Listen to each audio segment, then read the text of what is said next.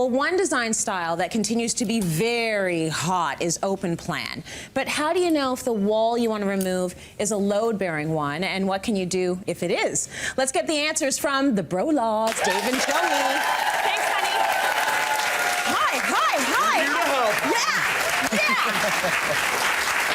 So if you drive down my neighborhood and you look through the windows, which I do sometimes, open concept everywhere. Yeah. Everybody wants to get rid of all of their walls. So you really have to be aware, though, of what walls you need. Yeah. So shouldn't we start by talking about how you even know if it's a load-bearing wall or not? Yeah, I mean, this is a trend that's not going away. Almost every consult I go on, homeowners are asking, like, how many walls can I remove? I want to open this right up, right? Yes. So the first thing you need to do is identify what a load-bearing wall is. There's a couple quick ways that you can do that. The first is the width of your wall. If you're around 4.5 inches, chances are that's a 2x4 wall. It may not be load-bearing. It still could be, but it may not be. If it's around 6.5 inches with the drywall, it's likely a load-bearing wall.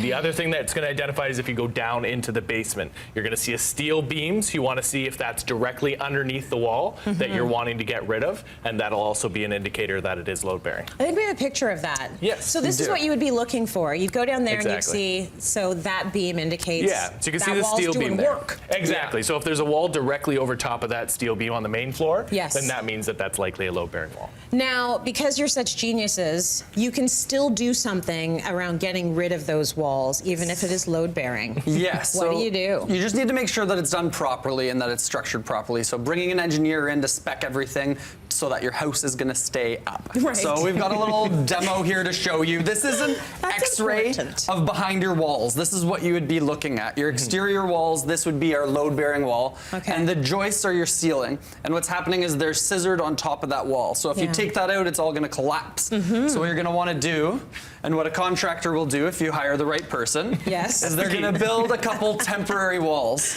so that they can slide them in to hold up the structure. Yeah. Well, you remove that Watch the wall. magic, everyone. Yes.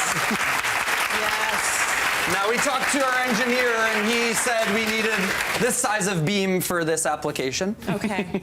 He's a very smart guy. He knows scale. It could be a big beam, it could be a smaller beam. Even that has to be Absolutely. decided by someone who knows what they're doing. Because they'll take a look at your house in a whole and where the joists are running and where those point loads carry up through your house, and they can properly size that beam. So once you have that in place, you can take out those temporary walls, and you only lose one. There we go. Very good. Open concept. So do you ever say to clients, just don't do it?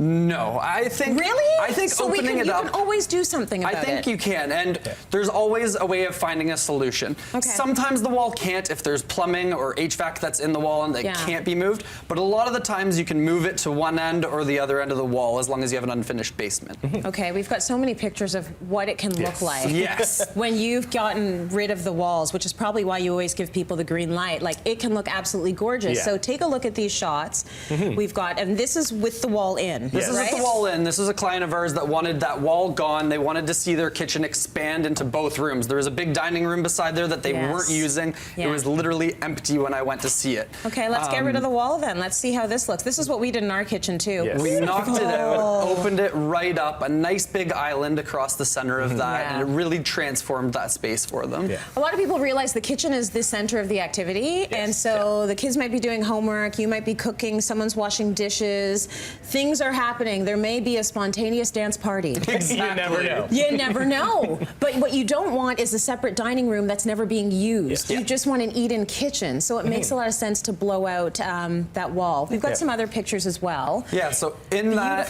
room, there was plumbing above in the master bathroom that couldn't be moved, and it couldn't come down, it couldn't go through the ceiling, it had to come underneath it. So we had to come up with a creative way of hiding that. So the beam running across, we did a raised panel look on it, and we created created these accents on either side of the wall that mimic the island underneath it. So that way it it looks like an intentional ceiling detail instead of hiding a beam. Oh my gosh, that is so cool. Okay, this shot as well, that's gorgeous. So once again, is that a different angle from an open kitchen? Yeah, just showing it from the other angle, looking into the kitchen now. And we really just wanted to address dressing up that beam. So it's not just something sitting down from your ceiling. There's a ton of different ways you can make it look intentional. And that's why you want a professional to make sure that they're in charge and they make everything look intentional. Yes, because if you didn't and tried to do it yourself, this is what would happen. Oh, see, nobody's trying to live in a house that does that. No. That is not a good thing. Thanks for the lessons, guys.